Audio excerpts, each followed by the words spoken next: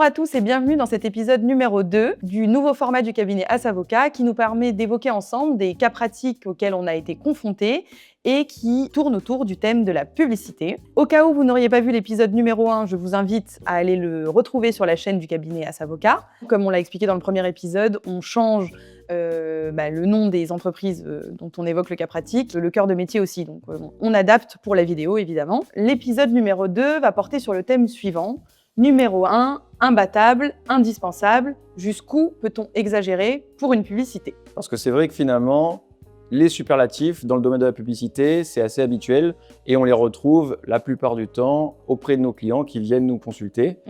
En l'occurrence, c'était le cas dans le cas pratique justement dont on va vous parler. Donc là, c'était une entreprise donc, spécialisée dans les boissons énergisantes et elle voulait faire un spot publicitaire télévisé dans lequel en fait on voyait la petite boisson énergisante un petit peu on va dire personnifiée et il y avait la voix d'une femme derrière en voix off qui disait une boisson indispensable. Mais la question c'est, est-ce qu'elle était vraiment indispensable? Exactement. Et est-ce que le fait de dire que c'était indispensable pose problème? Est-ce que c'est une hyperbole qui est tolérée, on va dire, par la jurisprudence française ou au contraire, elle est sanctionnable? En sachant que finalement, les décisions peuvent varier et c'est une appréciation in concreto, c'est-à-dire avec les circonstances de fait de chaque espèce, que les juges vont rendre leur décision. Et nous, on fait ce travail d'analyse précise sur le fait que, par rapport à ce qui est existant en termes de décision et à la loi, bien sûr, on vous fait des recommandations et on analyse concrètement si le risque est plus ou moins important. Sur ce thème-là, la jurisprudence est assez abondante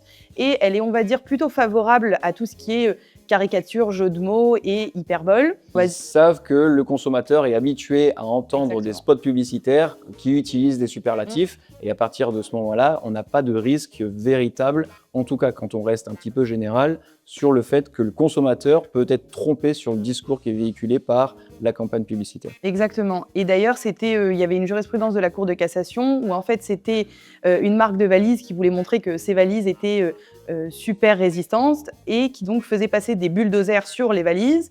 Et donc évidemment là on est dans l'hyperbole au maximum. Mais la question restait quand même de savoir est-ce que ma valise pouvait subir un crash ou se faire rouler dessus par un bulldozer. On pouvait considérer que le consommateur allait être trompé s'il achetait sa valise et qu'il ne pouvait même pas rouler dessus. La Cour de cassation là, elle a considéré qu'en fait c'était tellement disproportionné que en fait un consommateur moyen ne se laisserait pas tromper, on va dire, par cette image, et donc il n'y avait pas de risque de tromper le consommateur, et donc il n'y avait pas de pratique trompeuse. Exactement.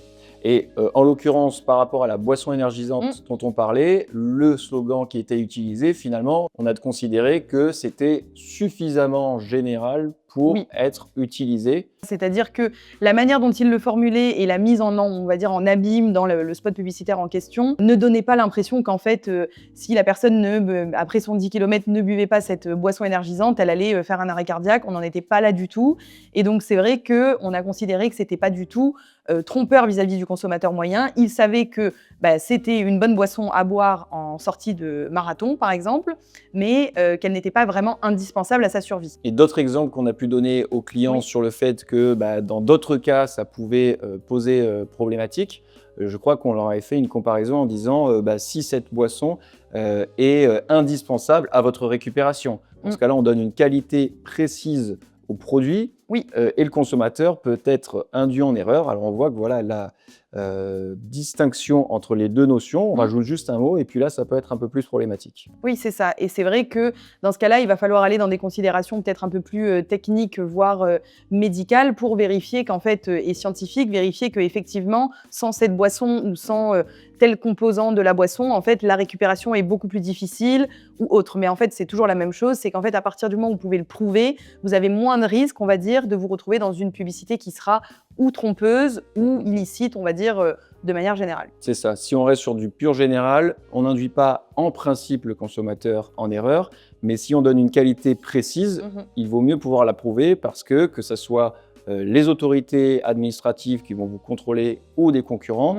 ils vont essayer de savoir si la qualité dont vous faites référence dans votre spot publicitaire, elle est véritable, elle est justifiable. Et donc en plus, ça, c'était un peu contrairement à celle qu'on a évoquée dans l'épisode 1, c'était une analyse flash qu'on a eu à faire parce que le spot publicitaire, en fait, tout avait déjà été tourné.